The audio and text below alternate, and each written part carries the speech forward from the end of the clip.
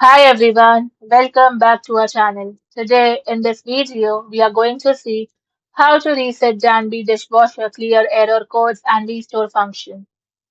To reset a Danby dishwasher, press and hold the Start Reset button for 3 to 5 seconds until the lights stop blinking and the unit emits a single beep.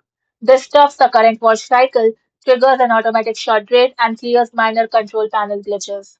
First, quick reset method. Press the power button to turn the unit off, then press the power button again to turn it back on.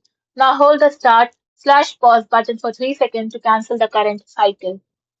Second, hard power reset. Unplug the dishwasher from the wall outlet. If it is hardwired, flip the circuit breaker off, then wait exactly 5 minutes to drain residual power and plug it back in or restore breaker power. Third, clearing specific error codes. E1, longer inlet time. Check if the water supply valve is fully open. E3, longer heating time. Malfunctioning heating element requires technician repair. E4, overflow leak.